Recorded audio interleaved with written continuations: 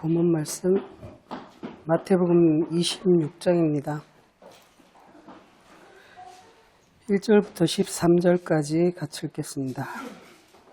예수께서 이 말씀을 다 마치시고 제자들에게 이르시되 너희가 아는 바와 같이 이틀이 지나면 유월절이라 인자가 십자가에 못 박히기 위하여 팔리리라 하시더라. 그때 대제사장들과 백성의 장로들이 가야바라 하는 대제사장의 관정에 모여 예수를 흉기로 잡아 죽이려고 의논하되 말하기를 일날이 날까 하노니 명절에는 하지 말자 하더라. 예수께서 베다니 나병 환자 시몬의 집에 계실 때에 한 여자가 매우 귀한 향유 한 옥합을 가지고 나와서 식사하시는 예수의 머리에 부으니 제자들이 보고 분개하여 이르되 무슨 의도로 이것을 허비하느냐? 이것을 비싼 값에 팔아 가난한 자들에게 줄 수 있었겠도다 하거늘 예수께서 아시고 그들에게 이르시되 너희가 어찌하여 이 여자를 괴롭게 하느냐? 그가 내게 좋은 일을 하였느니라. 가난한 자들은 항상 너희와 함께 있거니와 나는 항상 함께 있지 아니하리나. 이 여자가 내 몸에 향유를 부은 것은 내 장례를 위하여 함이니라. 내가 진실로 너희에게 이르노니 온 천하에 어디서든지 이 복음이 전파되는 곳에서는 여자가 행한 일도 말하여 그를 기억하라 하시니라. 아멘.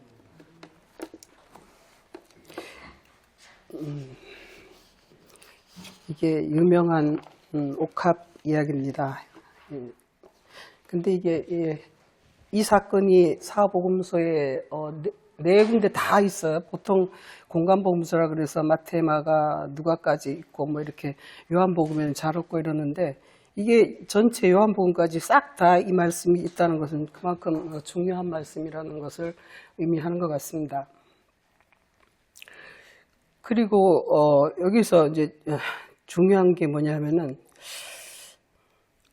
이 베단이라는 6절에서 베단이 나병 환자 시몬의 집이라고 했고 이게 좀 보면은 조금씩 달라요. 복음서마다. 그래서 제가 그냥 찾아보기 뭐 하니까 한 장에 다 적어봤는데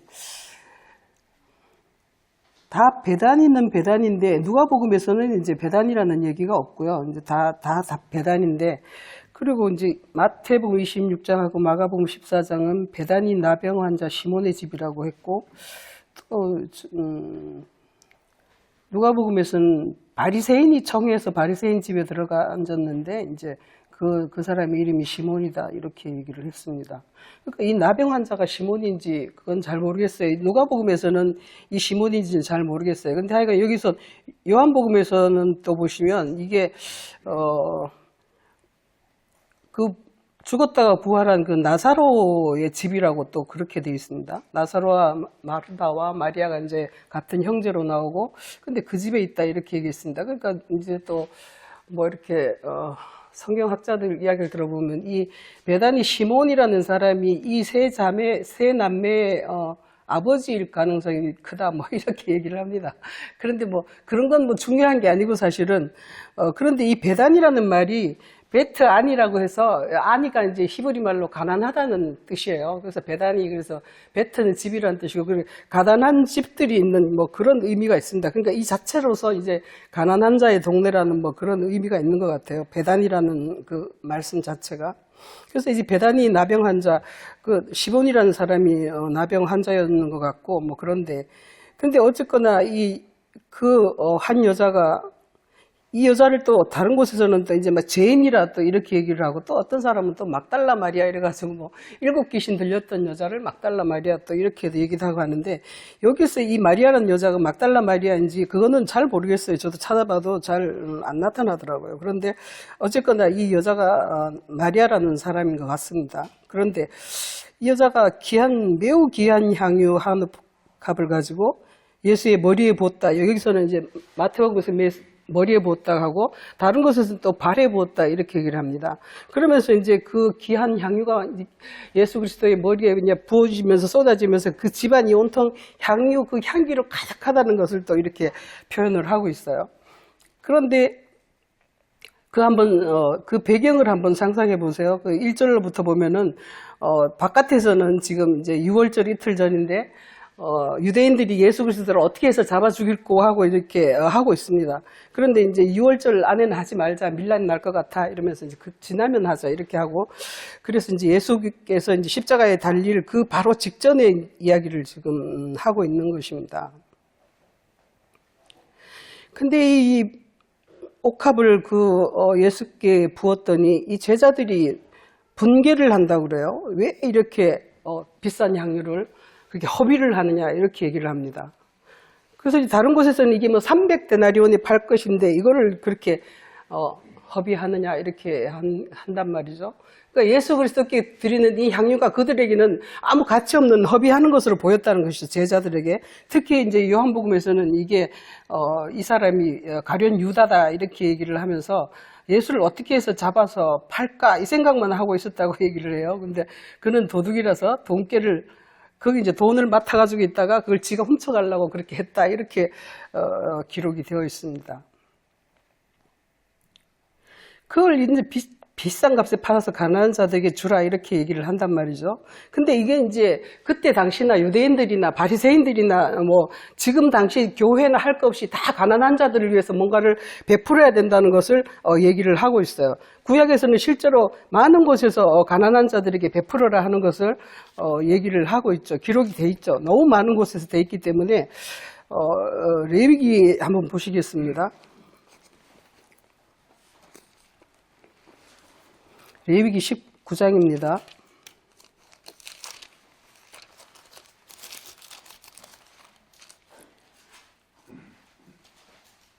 10절에서 이렇게 얘기합니다. 포도원의 열매를 다 따지 말고 포도원에 떨어진 열매도 줍지 말고 가난한 사람과 거류민을 위하여 버려두라. 나는 너희 하나님 여호와니라.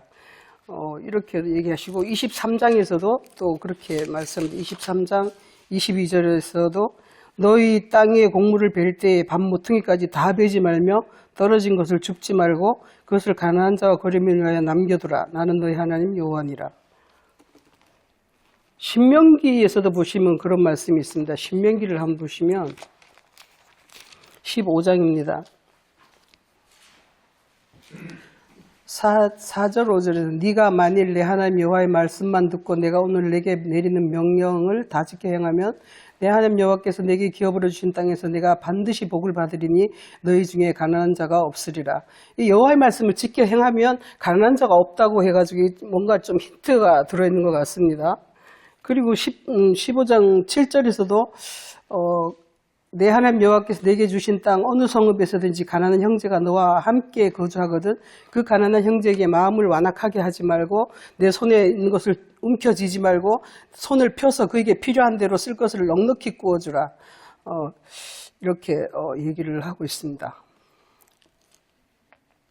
11절에서도 땅에는 언제든지 가난한 자가 그치지 아니하겠으므로 내가 네게 명령하여 이르노니 너는 반드시 내 땅 안에 형제 중 곤란한 자와 궁핍한 자에게 내 손을 펼지니라. 이렇게 해서 가난한 자들을 항상 도와주라는 것을 뭐 끝도 없이 얘기하고 있어요. 뭐 너무 많은 곳에서 얘기하고 있지만 또 잠언 28장 하나 보시면 잠언 하나 보시겠습니다. 잠언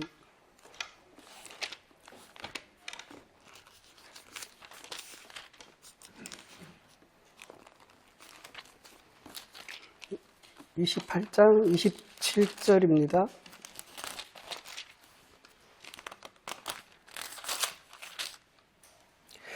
가난한 자를 구제하는 자는 궁핍하지 아니하려니와 못 본 채 하는 자에게는 저주가 크리라. 이렇게 해서 가난한 자를 구제하라는 것을 또 말씀하고 있고 또 뭐 시편에서도 뭐 끝도 없이 말하고 있습니다.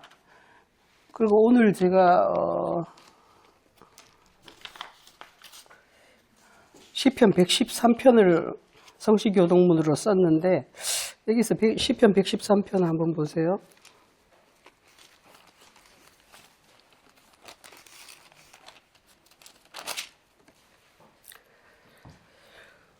(113편에서) 여호와 5절에서 여호와 우리 하나님 같은 이가 누구리여 높은 곳에 앉으셨으나 스스로 낮춰서 천지를 살피시고 가난한 자를 먼지더미에서 일으키시며 궁핍한 자를 걸음더미에서 들어 세우신다. 이렇게 얘기를 하셨습니다.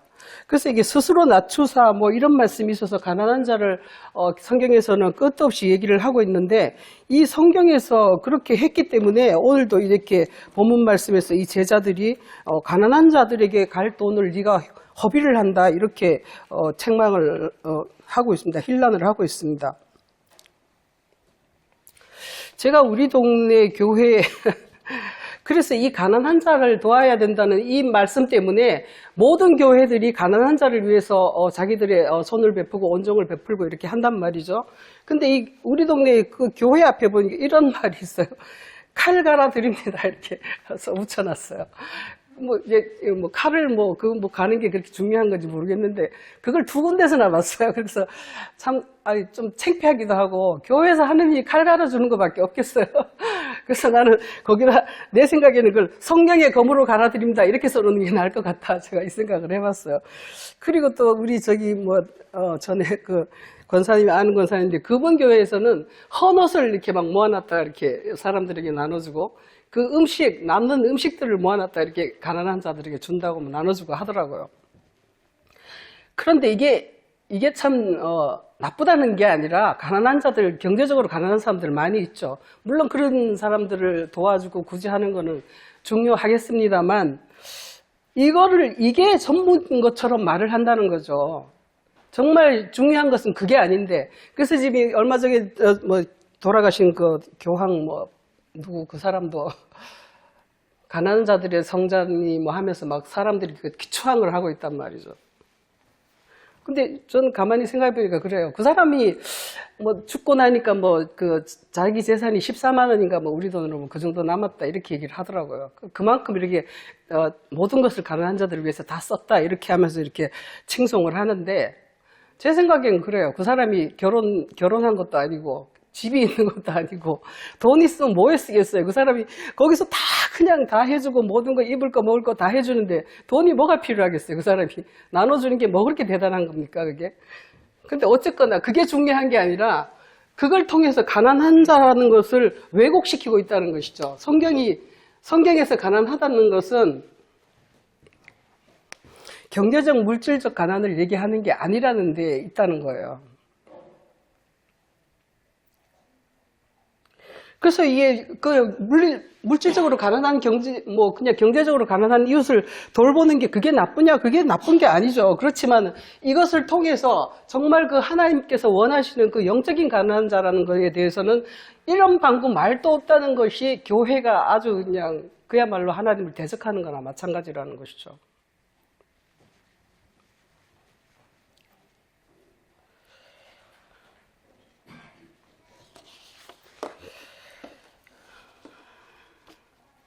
이 가난한 자라는 것이 성경에서 예수께서도 물론 심령이 가난한 자는 복이 있나니 이렇게 말씀하셨고 이런 것들이 그들을 이렇게 오해하게 만들었다는 것이죠.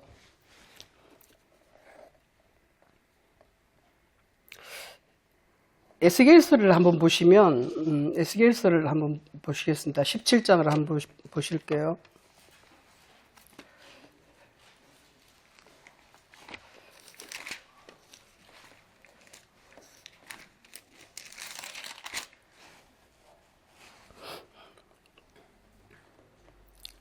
들의 모든 24절에서 그렇습니다. 들의 모든 나무가 나 여호와는 높은 나무를 낮추고 낮은 나무를 높이며 푸른 나무를 말리고 마른 나무를 무성하게 하는 줄 알리라. 나 여호와는 말하고 이루느니라. 21장에서도 한번 보시겠습니다. 21장 26절에서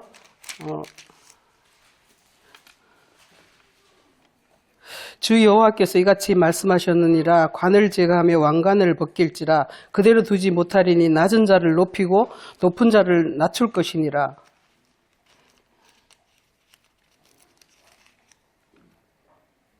이사야 57장 한번 보시겠습니다. 이사야 57장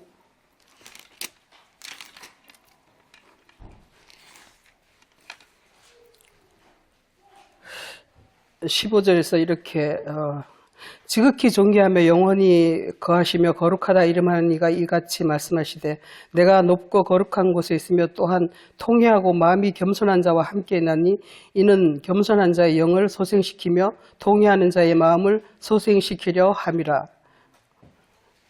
이게 주님께서 말씀하시는 것은 이 가난한 자라는 것은 바로 그 마음이 겸손하고 그 마음에 통회하는 자를 얘기를 하고 있다는 것이죠.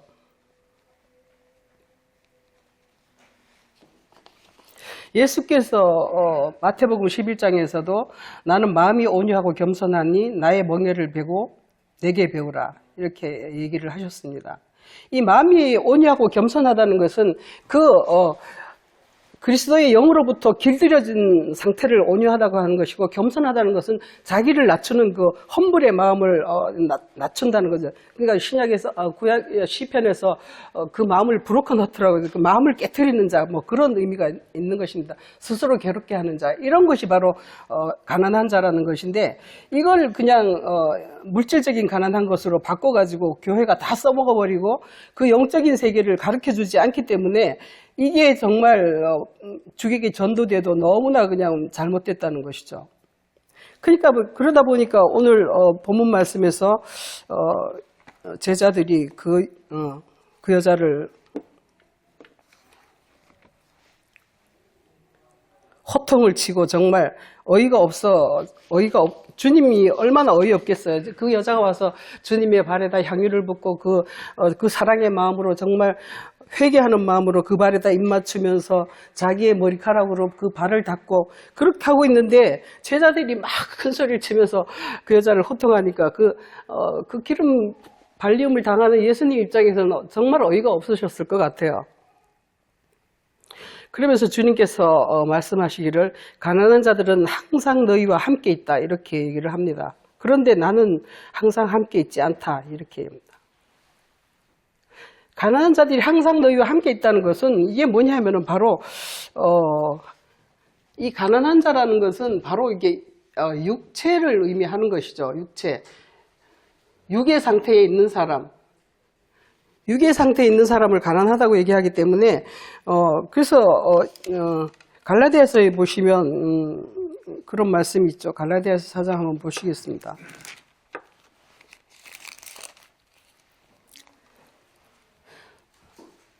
4장에서 때가 참에 하나님이 그 아들을 보내사 여자에게서 나게 하시고 율법 아래에서 나게 하신 것은 율법 아래에 있는 자들을 속량하시고 우리로 아들의 명분을 얻게 하려 하심이라 하셔서 이게 가난하다는 뜻이 바로 율법 아래에 나시고 육체로 여자에게서 나시고 이게 가난하다는 뜻이거든요. 그러니까 하나님의 영이신 부유하신 주께서 가난하게 오시면 고린도후서에서인가 거기 그렇게 돼 있죠. 고린도후서 8장 9절에서 그렇게 말씀하고 있습니다. 너희가 알거니와 부유하신 예수께서 가난하게 되심은 가난함을 인하여 너희로 부욕케 하려 하심이라. 이게 뭐냐면 영이신 주께서 영을 부유하다고 하시는 것이고 가난하다는 것은 이제 육체로 오셨다는 것을 얘기를 한다는 말이에요. 그렇게 된 것은 바로 너희로 부유하게 하려고 너희를 영의 몸으로 만들어주기 위해서 그렇게 오셨다는 것을 갈라디아서는 그렇게 얘기를 하고 있습니다.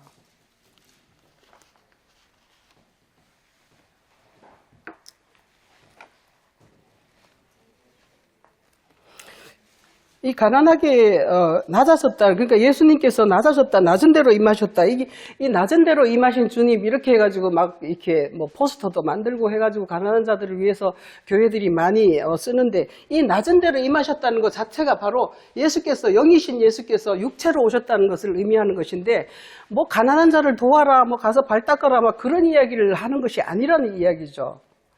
그러니까 정말 우리가 육체의 말씀을 가지고 있으면서도 아직까지도 육에 속한 그들에게 가서 하나님의 세계, 영의 세계를 가서 가르치라는 말씀이지. 그래서 복음이 가난한 자에게 전파된다고 말씀하시지 않습니까?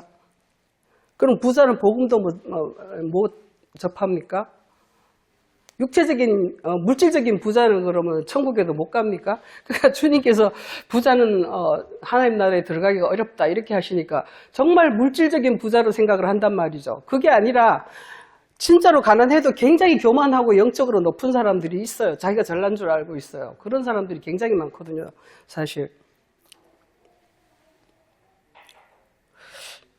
그래서 가난한 자들이, 이런 자들은 모든 자들이 다 육에 속했다는 말이에요. 그러니까 이런 자들은 항상 너희와 함께 있다. 항상 너희와 함께 있지만 나는 그렇지 않다는 것을 얘기를 하고 있어요. 그래서 이 말씀을 하실 때에 이것이 바로 내 장래를 위하여서 이 여자가 내 몸에 향유를 부은 것이다, 이렇게 얘기를 하십니다. 그러니까 이게 바로 곧 십자가에 돌아가실 것을 아시고 이제 이 장래를 위해서 이 여자가 내 몸에 향유를 부었다, 이렇게 설명을 하십니다. 그런데 이 장래라는 것이, 성경에서 말하는 장래라는 것은 바로 부활을 의미하는 거예요. 죽은 자 가운데서 살리신 것처럼 이 장래를 통해서 부활이라는 것을 의미하고 있어요. 그러면서 성령을 기름부터 다셨다, 사도행전에서는 그렇게 표현하고 있는데, 이 장래를 위한 그 퍼포먼스로 이 여자가 그렇게 상징적인 의미로 그렇게 하고 있다는 것이죠. 향유를 붓고 있다는 것을 얘기를 하고 있습니다. 그렇게 해서 이 장래를 벗어나서 예수께서 부활을 하시면서 그 하늘의 세계로 영의 몸을 가지시고 일어날 것을 상징하고 있는 것이죠.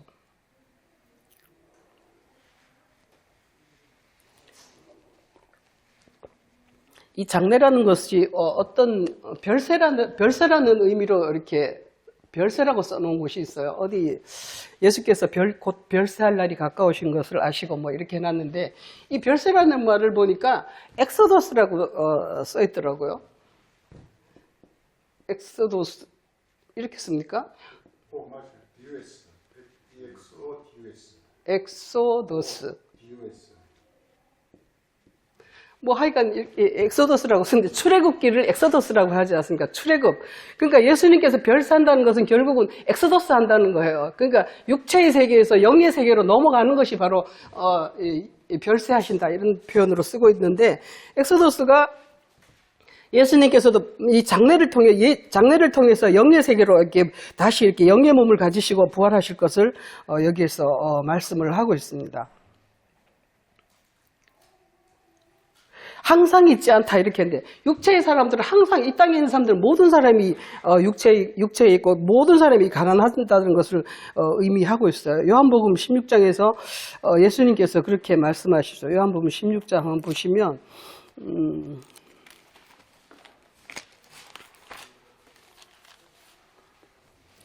내가 떠나는 것이 16장 7절에서 그렇게 유익이다, 이렇게 하시면서 이 떠나서 다시 이제 성령으로 오실 것을 얘기를 하고 있습니다. 지금은 성령께서 내가 너희와 항상 함께 있지 못하기 때문에 항상 함께 있기 위해서 성령으로 다시 오시겠다는 것을 얘기를 하고 있는 거예요. 그러니까 나는 지금 너희와 항상 함께 있지 못하니까 지금 이제 장례를 치르고 이렇게 부활의 몸이 되어가지고 너희와 항상 함께 있겠다, 이 말씀을 이렇게 얘기를 하고 있는 거예요. 성령으로 우리 안에 있음으로 해서 주님께서 항상 우리와 함께 있을 수가 있죠. 마태복음 28장에서도 마태복음 28장 끝에 보면 그렇게 돼 있죠. 28장 20절에서 내가 너희와 항상 끝날까지 함께 있으리라, 이렇게 얘기를 합니다. 이게 뭐냐 하면 성령으로만이 우리와 항상 함께 할 것을 이렇게 설명을 하고 있죠.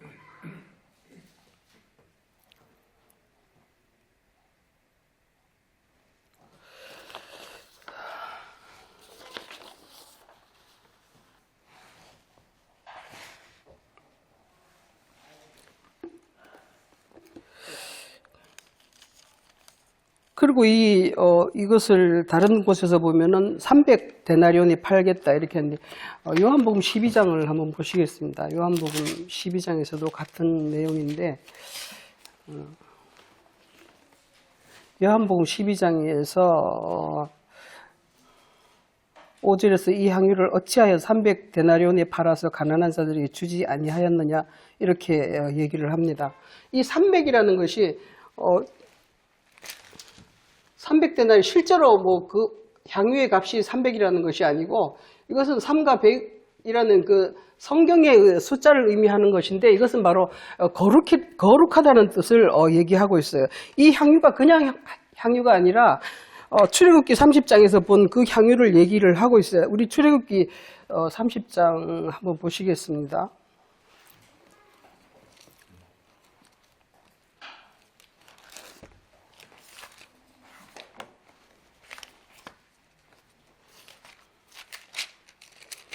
출애굽기 30장에서 이 거룩한 향기름이라는 것을 만드는 방법에 대해서 얘기를 하고 있어요. 거룩한 향기름.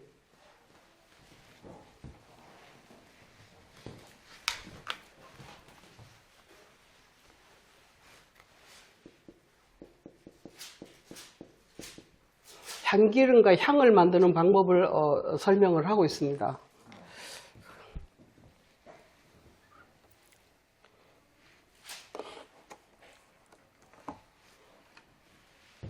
이 300이라는 것이 거룩이라는 뜻인데 왜 300데나리온이라고 굳이 얘기했겠냐 하면은 바로 이 300이라는 것이 노아의 홍수 때 보트 배 만들 때 이거를 길이가 300이다 이렇게 얘기를 합니다. 그런데 이제 그게 뭐냐면은 거룩한 것으로 이 배를 짜라는 것을 설명을 하고 있는 것인데요. 그래서 이 300이라는 것은 여기도 300도 거룩이지만 은 30을 갖다가 은 30을 가지고 예수의 값으로 정했고 또 스가랴서에 보면 17이라고 돼 있어요. 이것도 마찬가지로 10과 7, 3과 7 이렇게 해가지고 다 거룩의 숫자를 얘기하고 있는 거예요. 그래서 이 예수 그리스도의 값이 300데나리온이요, 30세겔이요, 이렇게 17세겔이요 하는 것은 다 동일한 것을 얘기를 하고 있다는 것이죠. 그리고 이제 여기에서 보면 거룩한 향기름 출애굽기 30장에서 보면 향기름을 만드는데 이렇게 만들어 가지고 30절에 보면은 대제사장 직분을 행할 수 있도록 아론의 아들과 그에게 이제 발라 가지고 제사장 직분을 행하게 하는 것입니다. 이걸 거룩한 관유다 이렇게 하고 32절에 보면은 사람의 몸에 붙지 말라. 그리고 또 이것을 이 방법대로 사람은 만들지 마라 이렇게 얘기를 합니다. 그리고 33절에서 이와 같은 것을 만드는 그 이미테이션 사람처럼 사람의 생각으로 만드는 모든 자는 그 백성 중에서 끊쳐지리라 이렇게 얘기를 하고 있어요. 그래서 이 향이 바로 그리고 이 향은 그냥 세상 향이 아니라서 우리는 잘 모르는 향이에요. 사실은 소합향, 나감향, 풍자향 그 향품을 가지고 섞어 가지고 이 향기름을 만든다는 것이죠.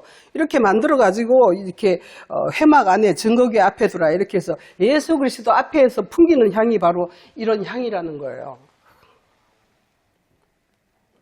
그리고 결정적인 것은 38절에서 냄새를 맡으려고 이 같은 것을 만드는 모든 자는 그 백성에서 끊어지리라 이렇게 얘기를 합니다.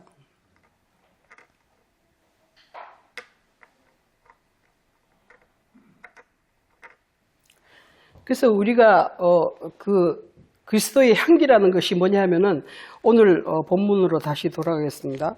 본문에서 보면은 그리스도의 향기라는 것은 곧 이제 자기를 다 낮추시고 자기를 십자가에 죽이심으로 해서 그 하늘 향만 남은 것이 바로 거룩한 향이라는 것이죠. 그러니까 세상 향이 완전히 없어진 상태에서 그리스도의 십자가에 돌아가심으로 주님께 온전히 순종하는 그 향이 바로 그리스도의 향기라는 겁니다.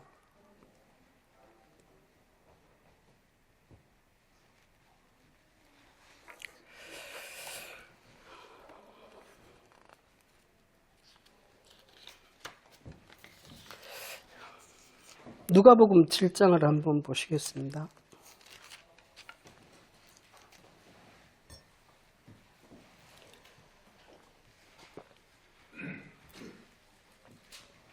누가복음 7장 36절로부터 이것을 이렇게 또 설명을 하고 있어요. 향유 담는 옥합을 가지고 예수의 발에 와서 머리털로 닦고 입 맞추면서 울면서 그렇게 하고 있는데 이 일을 불러 예수를 청한 한 바리새인은 이 여자가 죄인이라고 이렇게 생각을 하고 있었나 봐요. 그래서 이 여자는 죄인인데 예수께서 이 여자가 자기 몸에 손대면 안 되는데 알면서도 왜 가만히 있을까 이렇게 속으로 생각한단 말이에요. 그랬더니 예수님께서 이것을 이렇게 설명을 하고 있습니다. 시몬아 이렇게 시몬 여기서 시몬입니다. 시몬이 나는 베드로인 줄 알았더니 베드로가 아닌가 봐요. 다른 시몬을 얘기하는 건가 봐요. 빚진 자가 있다 이렇게 얘기를 합니다. 빚진 자가 있는데 빚을 50데나리온 진 사람이 있고 500데나리온 진 사람이 있는데 다 탕감을 해줬어. 그럼 누가 더 그를 더 사랑하겠느냐 이렇게 얘기를 합니다. 그러니까 빚을 탕감받으면 그 사람을 사랑한다는 것이죠.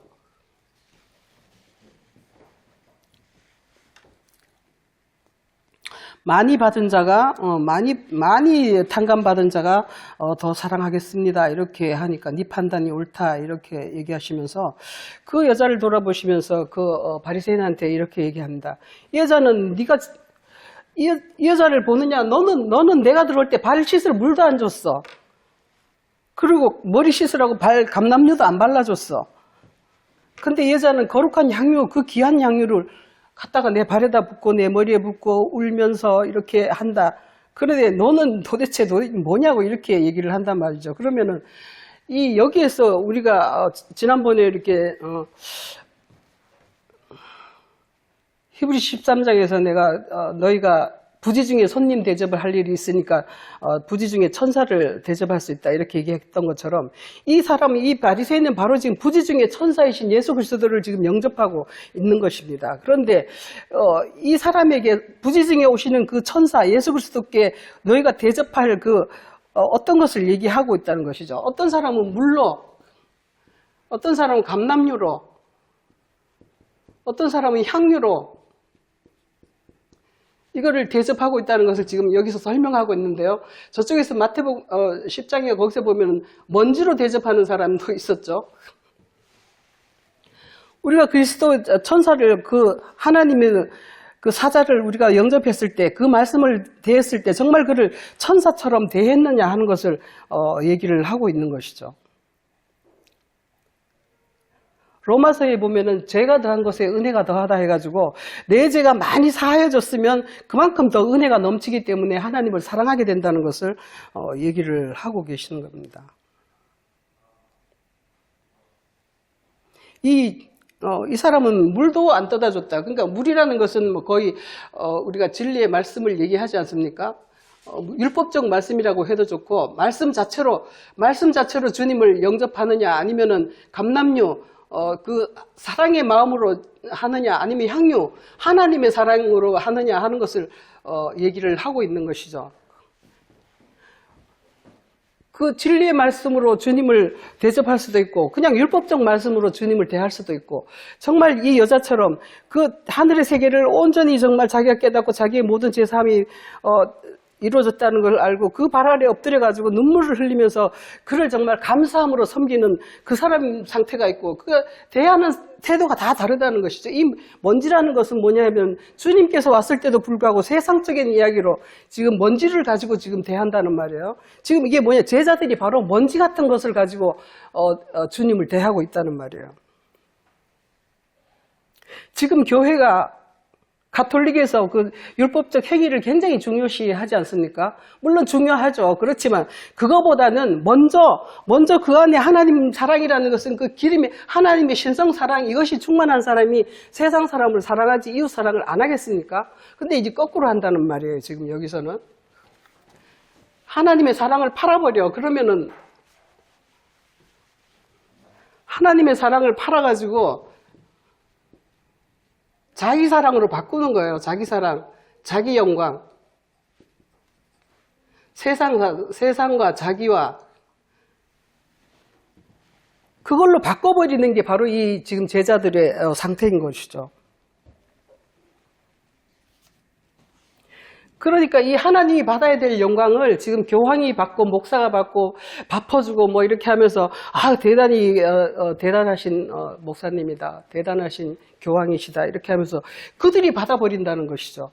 그렇게 하고 그 사람들의 영혼은 하늘나라로 가지도 못하고 그냥 벌벌 떨게 만드는 그런 상태가 돼버린다는 것을 얘기를 하고 있습니다.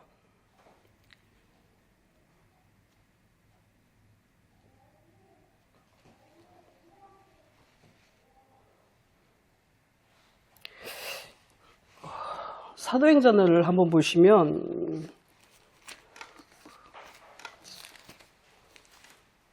사도행전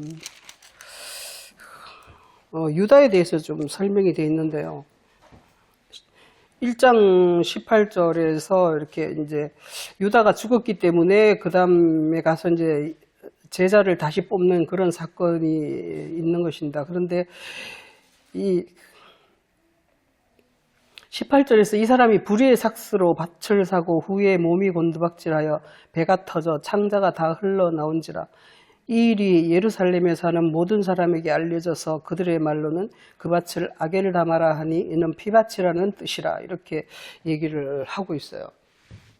이 아겔다마가 무슨 말인지 모르겠지만 하여간 피밭이랍니다. 피로 된 밭이라는 것인데 저는 이걸 이렇게 보다가 보니까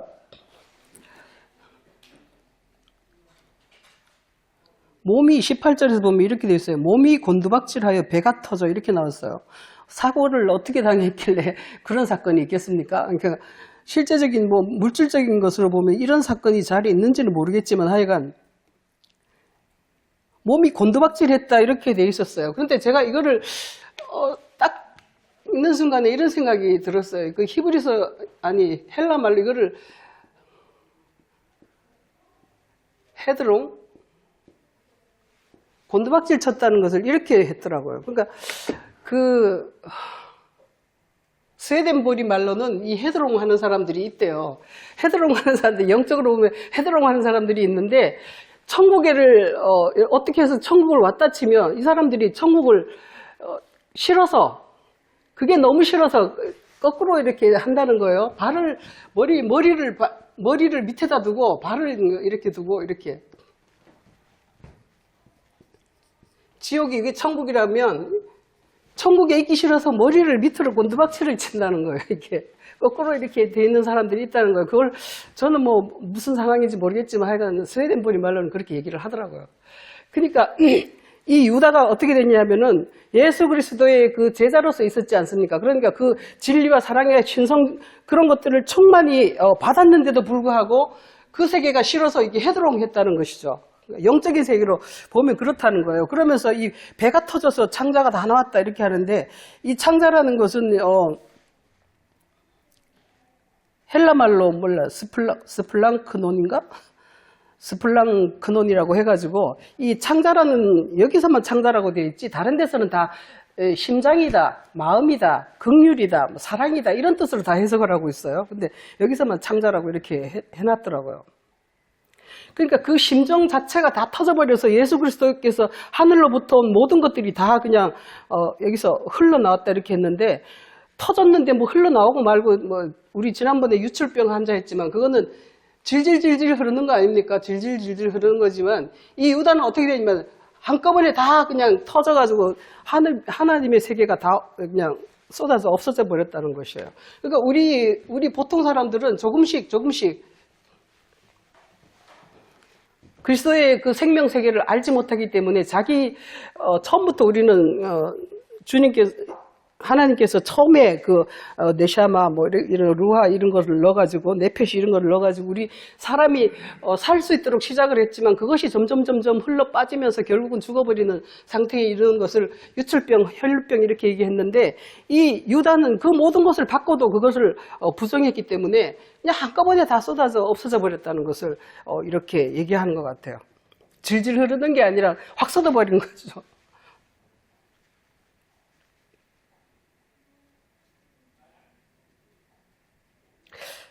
누가복음 16장 한번 보시면 이런 말씀이 있습니다. 누가복음 19장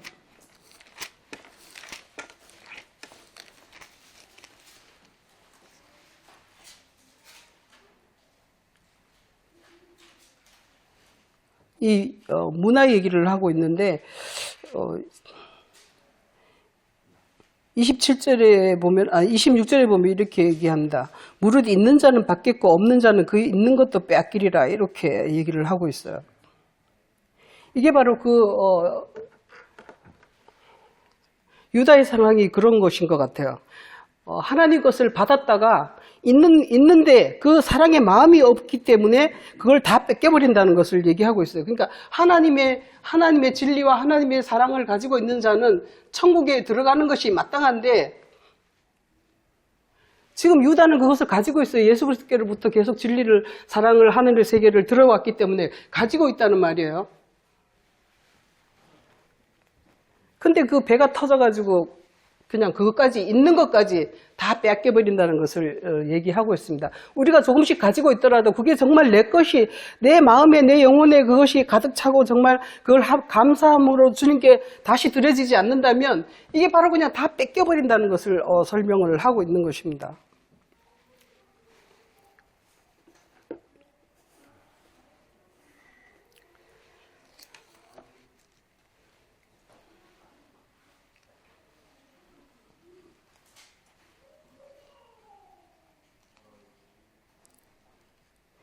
이 값비싼 향기름을 주님께 드려야 되는데, 이 하나님의 기름을 팔아버리면 어떤 상황이 될까요?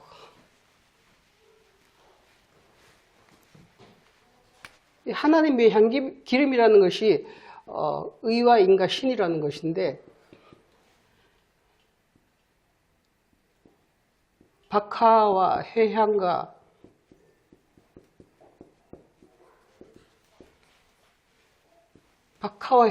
근처의 11조만 남는다는 것입니다.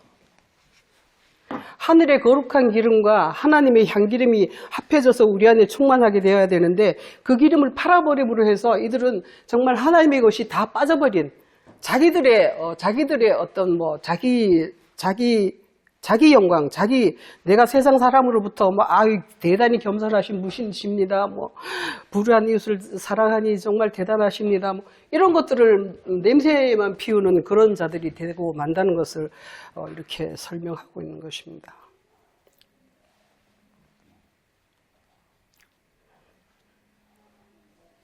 이게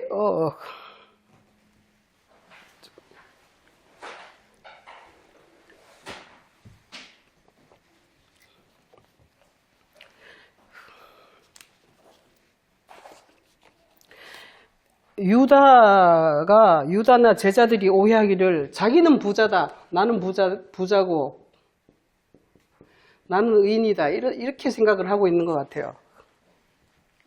그렇기 때문에 내 영혼이 가난하다 이거는 생각하지 않고 나는 부자야 그러니까 저기 옆집에 가난한 사람한테 라면이라도 갖다 줘야지 이렇게 생각한다는 말이에요. 나는 의인인데 저 죄인하고 예수께서 교류를 하고 있네 이런 생각을 하고 있다는 겁니다. 이거야말로 정말 큰 오해라는 것입니다. 우리가 정말 가난하다는 것은 내 영혼이 정말 가난하고 내 영혼이 죽을 수밖에 없는 그런 육의 한계에 갇혀 있다는 것을 생각하면서 통회하면서 정말 내 심령이 육체에 있다는 것이 정말 때로는 답답하지 않습니까? 여러분은 모르겠어요. 젊어서 어쩐지 모르겠지만 저는 제가 육체가 있다는 것이 때때로 굉장히 답답해요. 육체가 없으면 굉장히 더 자유롭겠다 하는 그런 생각이 있단 말이죠. 근데 육체에 갇혀 있으니까 육체를 어떤 사람은 감옥이라고도 또 얘기를 하더라고요. 그러니까 육체에 갇혀 있으니까 그러니까 내 영혼의 상태가 정말 죄에 갇혀 있고 육체에 갇혀 있고 옛날부터 창세로부터 나는 그런 상태에 있다는 것을 우리의 본성이 그러하다 어떠하다는 것을 깨달으면은 정말 자기 스스로가 가난하고 낮은 데로 처할 수밖에 없지 않겠습니까? 그런데 이 제자들과 특히 유다는 자기는 부자고 잘났으니까 저 밑에 있는 저자들을 내가 좀 도와줘야겠다 이렇게 생각한단 말이죠.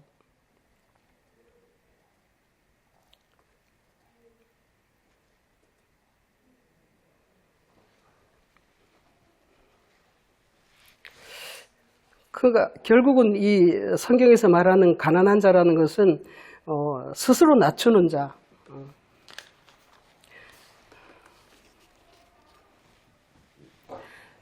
누가복음 1장 52절에서 보면은 비천한 자를 높이셨다 이렇게 얘기하시고 주님께서도 누구든지 자기를 높이는 자는 낮아지고 낮추는 자는 높아지리라 이렇게 얘기를 하시는 곳이 많이 있죠.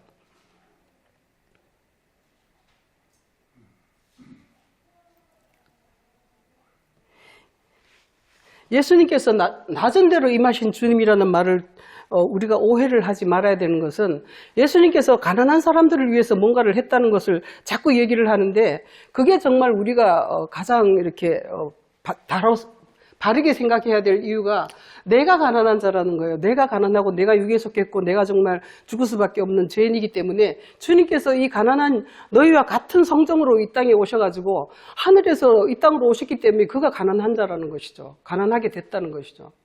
우리가 가난하기 때문에 주님께서 자기의 부요를 다 버리시고 내려와가지고 우리를 부요하게 만들려고 이렇게 오신 것인데 그냥 옆집 가난한 자만 생각해서는 안 된다는 것을 자기는 부자다.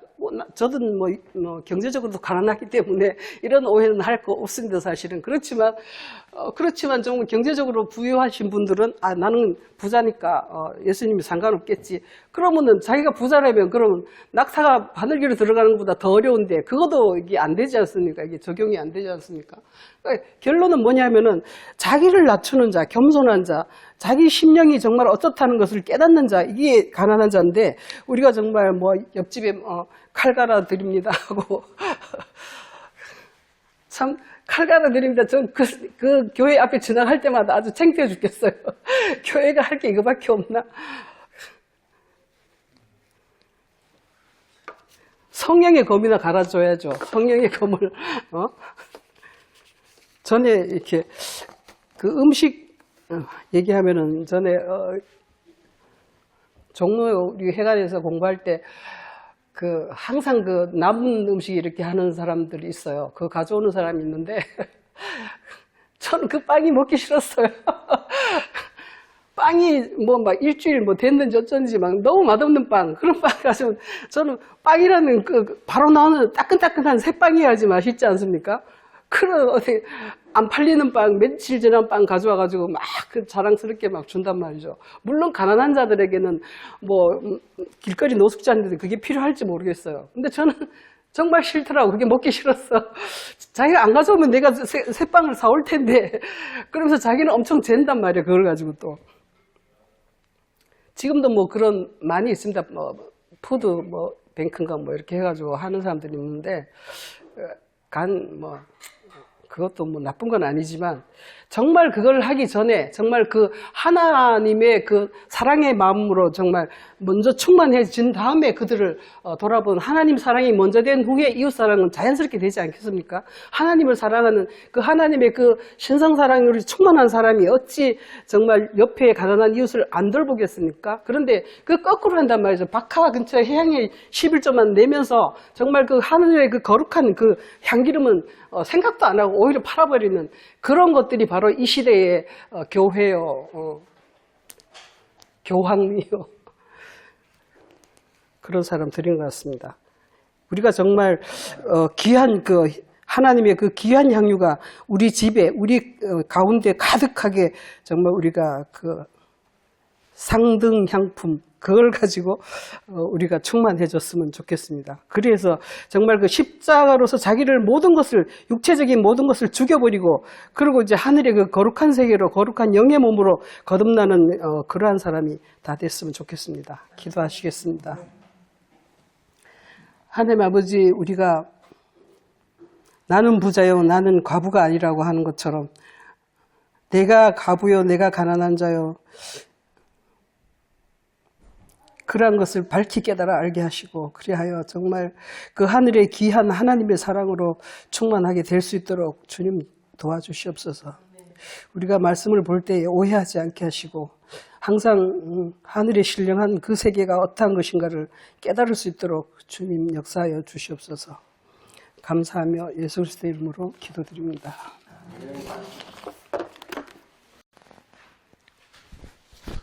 레위기 1자, 레위기는 전부 이렇게 제사 드리는 건데요.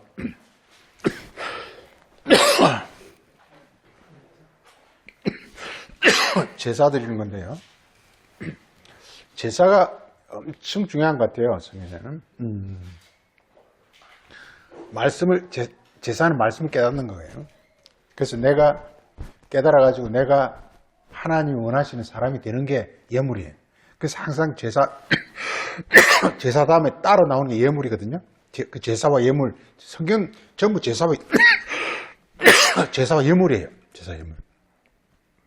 그래서 그 제사는 그러니까 제사가 영어를 이렇게 sacrifice를 쓰거든요. sacrifice. 이 sacrifice라는 것은 자기를 죽이는 거예요. 제사라는 건. 제사를 영어로 뭐 히브리어를 쓰면 더 제바라 그래가지고 더 이렇게 이렇게 뜻이 더 분명한데, 제바라는 것은 자기를 상한 심령, 그냥 말 자기를 잡는 거야. 그냥 말 잡는 거예요. 그러니까 그 제사는 뭐냐 하면 나를 잡는 거예요. 나를 죽이는 거예요. 나를 죽이고 그 다음에 이제 하늘의 것으로 나를 변화시키는 거예요. 이 제사거든요. 예물이 뭐냐? 내가 하늘의 것이 된 거예요. 이게. 그래 제사를 드리면 반드시 예물이 나오게 돼 있어요. 이게 농사를 지으면 가을에 추수를 하듯이, 예, 우리가 제사는 이 땅을 열심히 살아가는 것이라면 최종적으로 우리가 부활의 몸이 되는 게 예물이거든요. 이게. 근데 레위기 한번 보세요. 레위 보면 이렇게 제사 쭉 나오는데, 그 보면요, 1장 그 9절 같은 데 보면요, 쭉 나오고 번제를 드리는데, 그 다음에 화제를 드리는데, 여호와께 향기로운 냄새라. 이게 전부 이렇게, 예, 이렇게 나와요. 향기로운 냄새라. 이렇게 나오고, 또 보세요. 그 다음에 13절에서도 번제를 드릴지니 화제라 향기로운 냄새 이렇게 나오고요. 17절 맨 끝에도 보면은 여호와께 향기로운 냄새라 이렇게 나오고요. 그 다음 2장에서도 보면요. 2장에서 이렇게 뭐 기름 붓고 유황을 넣고 쭉 해가지고 2절에 보면요. 화제라 여호와께 향기로운 냄새 이렇게 쭉 나오고요. 쭉 나오는 게 보면 이게 9절에서도 여호와께 향기로운 냄새라 쭉 나오고, 뭐 이렇게 전부 이렇게 이 제사의 특징이 뭐냐면 이게 전부 이게 향기로운 냄새가 나야 되는 거죠. 향기로운 냄새가 이게. 우리 사람도 그 사람 냄새가 나거든요. 이게 나거든요. 예. 어떤 육체적 냄새 말고 그 사람 말하는 걸 들으면요, 자 이렇게 말이 정말, 예, 이 세상에서 말이 정말 이렇게, 예, 이렇게 정말 이렇게 감미롭게 잘하는 사람이 있는가 하면은 말을 아주 그냥 투박하게 못하는 사람이 있고 천차만별이단 말이야. 이게 정말 어떤 사람은 그냥 하는 순간 말 듣기 싫은 사람이 있어요. 또 어떤 사람 말도 빨리 들어가는 사람이 있고요. 이게 그러니까 말 속에 뭐냐, 그 향기가 담기거든. 향기가 담기거든 이게. 예.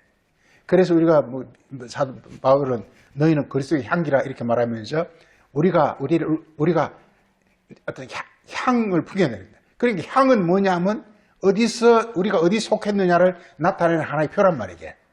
하늘에 속하면 하늘의 향기가 나올 것이고, 그 다음에 이렇게 땅에 속했으면 이렇게 세상의 어떤 그런 그 향기가 나올 거란 말이에요.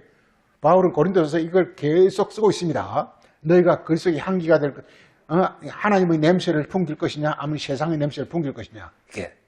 그래서 우리 인간 영혼은 말이에요. 우리 인간 영혼은 우리 인간을 참 이게 성경에서는 이걸 영혼이라고 한다요. 영혼. 이걸 히브리 말로 네펫이라고 하는데, 네, 네펫이라고 영어에서는 헬라어는 푸시케라 그러고 영어에서는 소울이라 그러는데, 우리 말로 이제 영혼이라 그러는데, 이거 잘 알아야 됩니다. 이게 잘 알아야 됩니다.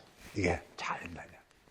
예, 이게 마치 이 세상을 보면 무슨 공장가 같아요. 이게 벤처 공장에서는 재료를 집어넣은 벤처라는 차가 나오고, 그다음 포드 현대자동차에서는 그 집어넣으면 무슨 뭐 이렇게 그랜저나 소나타가 나오고 이렇게, 예, 마치 우리 영혼은 공장과 같아요. 이게 공장과 같아요. 그런데 이 영혼이라는 걸 막 만들어내는 거예요. 우리 인간은 복잡한 구조의 어떤 그런 영혼이거든요. 복잡한 구조. 복잡하게 막 돌아가고 있어요. 우리 안에서 막 돌아간다니까, 이게. 돌아간다니까. 거기서 뭐가 막 나오는 게 뭐냐? 제품이 막 나오는데, 그 제품이 뭐냐 하면 이렇게 우리 말과 행동이란 말이에요. 이게 바로, 이게 제품이고 열매예요. 이게 예물이란 말이에요, 예물. 그런데요, 성경에서 우리 인간은요, 이 영혼이 어디 연결되어 있느냐가 중요한 거예요. 이렇게 아래로 연결된 영혼이 있어요. 이게 아래가 헬인데요. 헬. 예. 음부인데요. 음부. 음부에 연결되어 있는 이런 영혼이 있어요. 이게.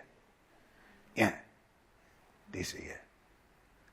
그런데 이 음부에 연결되어 있으면 이게 이렇게 뭐 그림은 이렇게 되어 있지만 이게 와서 딱 우리 영혼 중심에 딱 자리 잡거든요. 이게. 예. 그리고 이 딱 이게 와서 우리 영혼이 중심에 딱 자리 잡은 걸 이렇게 막이라 그래요. 막이라 그래요. 그래서 막이라 그래요. 그래서 가룟 유다를 막이라 이렇게 말하거든요. 이게. 여기서는 아무리 용어를 써도 절대 좋은 제품이 안 나오는 거예요. 이게. 안 나오는 거. 이게 허준 드라마를 보면은 참 허준이 양천 사람이 양천구에 양천 사람인데 양천구 그 양천 사람인데 참 허준이 사람들 신통한 사람, 참으로 신통한 사람이에요. 그러니까 정말 그냥 이렇게 나중에는 서자로 태어나가지고 나중에는 영의정까지 올라가는 그런데 이제 이렇게 워낙 이게 어떤 천부적 재능이 있으니까 그러니까 나중에 이제 임금의 눈에 띄었단 말이에요. 이게. 그래가지고 막 이렇게 궁중 이제 의사로 이렇게 막 들락날락 하는데 거기 이제 그 왕비의 오라버지가 아주 몹쓸병이 걸린 거예요. 이게 우리 옛날 어릴 적에 요즘 그런 게 없는데 우리 어릴 적에는 종기가 부스럼이 엄청 많았어요. 요새는 신기하게 없는데 우리 어릴 적에는 부스럼을 덕지덕지 달고 다녔어요. 우리 어릴 때는요. 이게 머리에도 난 놈도 있고 그냥 그런데 제일 처치 곤란한 게 어디냐면 이 등이에요. 등에 등창이라 그래가지고 이 등에 여기 종기가 나면요 치료가 거의 불가능해요. 이게. 왜냐하면 이 등 안이 뭐냐면 이렇게 등뼈가 있고 그 안에 갈비뼈인데 그 뼈 속에 딱 그게 거기서 고름이 나거든요. 그러니까 딱 그게 왕비의 오라버니가 걸린 그 병이 바로 그 등창이었어요. 죽는 거죠. 요즘은 이렇게 뭐 의학이 뭐 레이저도 하고 뭐 수술도 해가지고 어떻게 치료한다 그러지만 딱 허준이가 보니까 이건 뭐 불가능하거든. 이걸 치료하려면. 그래가지고 그 법을 하기 위해서 온 로서지가 다 혼자서 공부하고 해가지고 딱 발견해낸 게 뭐냐면 이게 거머리였어요. 거머리를 잡아가지고 그 환부에다가 물리는 거예요. 궁중에서는 난리가 났죠. 이 왕족 중에 왕족을 그 정말 더럽고 추한 거머리를 잔뜩 붙여놓으니까 그냥 난리 난 거예요. 근데 허준 단호한 거예요. 이게. 단호한 거예요. 이거 안 하면 죽습니다. 이거 안 하면 그러니까 반대파들은 요럼 때려 죽이라고 하면 이렇게 막 그 아우성을 피고 허준은 딱 버티는 거예요. 그 편을 들어준 자가 뭐냐면 그 왕비가 해가지고 이렇게 허준 편을 들어준 거예요. 그래가지고 거머리가 그 함부로 뚫고 들어가가지고 그 안에 있는 어떤 뿌리를 빼내는 거예요. 아까 우리 11조 우리 인간의 구조가 이렇게 이게 안에 그 의와인 것인 이 안에 있는 그 뿌리. 이 뿌리에 막에 들어가 있으면요 백약이 무효인 거예요. 백약이 무효인 거예요. 뿌리에 지금 이제 마귀가 딱 들어앉아 있으면요 어떤 걸 해도 아무리 바깥의 향과 근처로 해봐야 소용이 없는 거예요. 이게.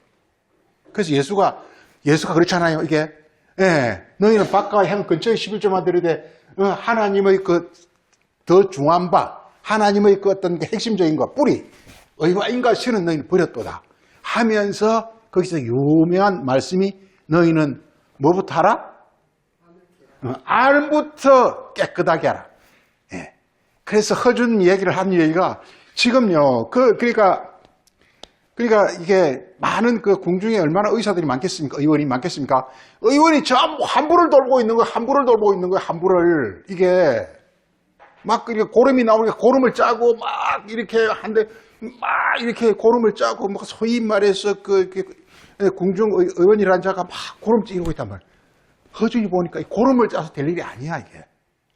그 안에 뿌리에 지금 그 뿌리가 지금 이제 골마 터져 있는 거예요 지금.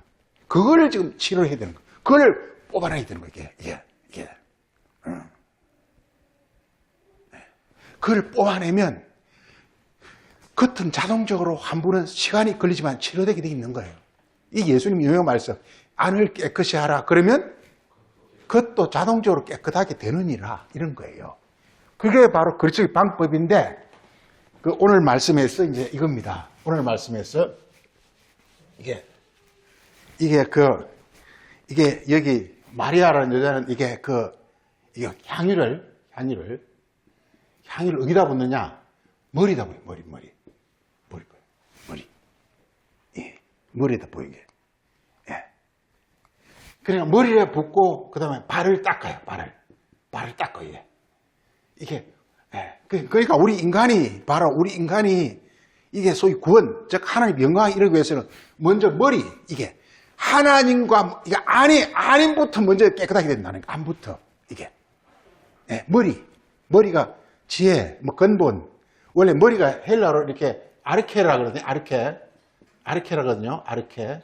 헬라로 케팔레를 하기도 하는데, 예, 이게 어떤 근원이고 근본이거든요, 이게. 요게 지금 문제라는 거, 이게. 예, 이게. 그러면 이게 하나님 사랑입니다, 하나님 사랑. 그럼 발은 뭐냐? 하나님 사랑이도 이웃 사랑도 되게 돼 있는 거예요, 이렇게. 그래서 발을 씻는 거란 말이에요. 예, 발을 씻는 거란 말이에요. 예수님이 발을 씻는다. 그러니까 이걸 진리라 하기도 하고, 이걸 성령이라 하기도 하는데, 예, 진리가 하나님 우리 안에 오시는 겁니다. 하나님 우리 안에 오시면 하나님과 우리가 하나가 되면 자동적으로 이렇게 발도 깨끗하게 되어지는 거예요. 그래서 예수님 이 땅에 요한복음 13장에 발을 깨끗하게 하시는 것이 바로 이게 여기서 이 발을 이렇게 머리를 닦는 거란 말이게. 하여간 오늘 이렇게 목사님 말씀 요 부분이 참 이렇게 어렵더라고요. 나는요, 이게 어렵더라고요. 이게 도대체 왜 이 마리아가 이렇게 향유를 예수님 머리에 부었을까? 그걸 또 왜 장례를 위한 거라 그랬을까? 네. 장례를 위해서 그랬을까? 이 장례인데 이게 매장이에요, 매장. 예, 매장이다. 이렇게 묻는 거.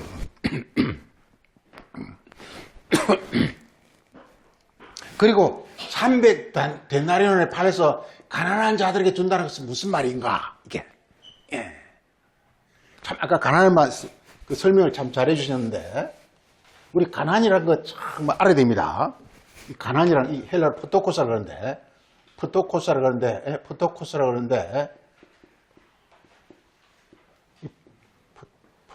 그러는데, 가난이라 그러는데, 가난은 하여간 뭐가 없는 거잖아요. 그래서 이게, 아까 설명을 잘 하셨는데, 이게, 육체밖에 없는 겁니다. 육체밖에 없는 거. 육체를 하지만 육밖에 없는 거.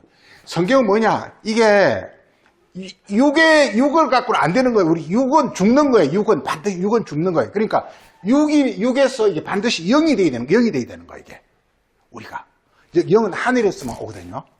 그래서 이게 가난하다는 건 첫째, 육체밖에 없는 것. 육체뿐인 것. 이걸 가난이라 그러고, 두 번째는 육체인데 영을 사모하는 것. 이걸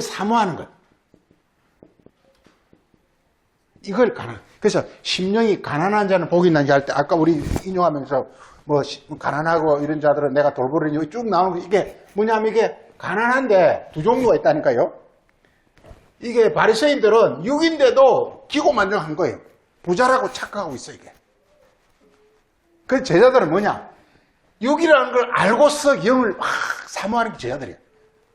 예. 자, 너무 중요한 게요. 성경의 큰 원리 하나는 그겁니다. 어떻게 하면 하늘의 그 영을 우리에게 이루느냐. 딱 그거예요. 그거밖에 없어요. 어떻게 하면 하늘의 영을 우리에게 이루느냐. 이게, 하나님 사랑이라 그러고, 하나님을 영접하는 것이고, 이걸 믿음이라 그러고, 구원이라, 이거 딱 그거 하나밖에 없어요, 이게. 땅에서 이 한번 육을 또 뭐 육이라 그러고 또 땅이라 그러고 뭐 많이 하거든요, 이게. 예? 땅이라 그러고 이렇게 육을 뭐 이렇게 땅이라 부르기도 하고 뭐 이러거든요. 이게 육체로서 이렇게 부자는요, 이게 그러니까 부자는 이게 육체로서 뭔가 기고만장한 걸 이게 부자가 천국에 못 들어간다는 거예요, 이게. 그런데 그 말을 뒤집으면요. 예, 그 말을 뒤집으면 이렇게 만약 영을 사모하면 자동적으로 영이 하늘의 것이 많이 올 거 아닙니까? 그럼 진짜 부자가 되는 거예요. 부자가 되는 거예요. 예수님 말씀은요. 부자가 천국에 못 들어간다는 말은 다른 말로 하면 뭐냐면요. 진짜 부자라야 천국 이 말이에요. 이 말이요. 부자라야 된다니까. 근데 그 부자가 뭐가 부자냐? 하늘의 것이 많아야 된다는 거예요. 하늘의 것이. 예. 땅에 게 많은 부자는 그건 이렇게 오히려 이렇게 방해가 된다는 거예요. 그래서 오늘 그렇습니다. 이게 300데나리온 가난한 자가 좀 그러면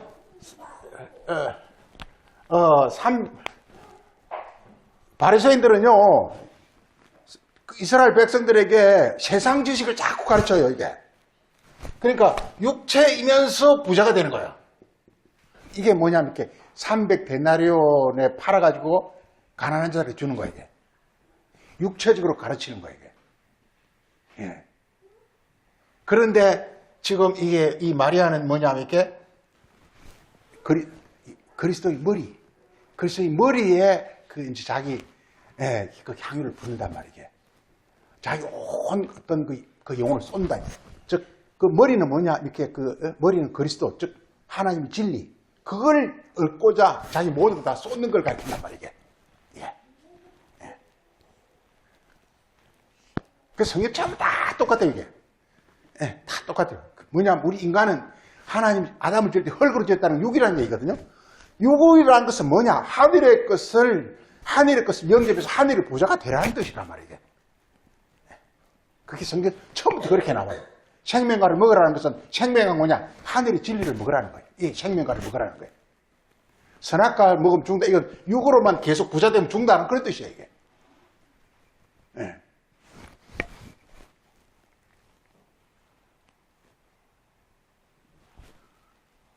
그리고 이게 성경 장례라는 게 아주 비밀이 있으니까 이게 부활이에요. 부활. 아까 목사님 이야기했는데 부활이.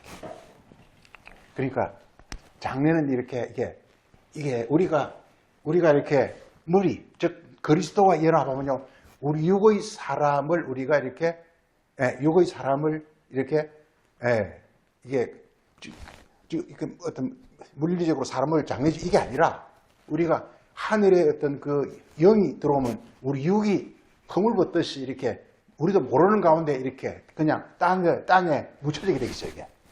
그래서, 이게 이렇게 영이 오게 되면 옛사람, 이걸 다른 말로 하면 이게, 장례 지낸다, 매장한다고 해서 다른 말로 하면 옛사람을 십자가에 못 박는다 말하고 같은 거예요. 예. 그러면 그 말은 뭐냐, 새 사람이 우리에게 지어지는 것을 말하고 있다는 말이죠. 하여간 여기서 굉장히 예수님 말씀은 어려운 말씀이 많지만 이게 정말 이 부분이 난 어렵습니다. 이게 이 부분이 이 부분은 굉장히 어렵습니다. 이게 쭉 그래서 너무나 많은 것을 함축하고 있고 그래서 하여간 이번 기회에 또 항상 저는 이게 주보를 하루 전에 보거든요. 이렇게 미리 해놓고 가기 때문에 보면서 이제 이 말씀까지 쭉 찾아보고 좀 기도도 하고 그렇겠죠. 그래서 정리하면 그렇습니다. 정리하면 오늘 알아야 될 내용들이 그렇습니다. 이게. 그래서 항상 특히 하는 얘기지만 거기서 나오는 어떤 요한복음에 나오는 거기 뭐 이렇게 가늠한 여인이라든지 그 다음에 무슨 베스다 연못가의 어떤 사람이라든지 요 마리아 이게 요한 자신이 아닌가라고 생각을 자꾸 하게 됩니다. 이게 사도 요한 자신이 아닌가, 자신을 지금 쓰고 있지 않나 이런 생각을 계속 하게 됩니다. 이게. 예.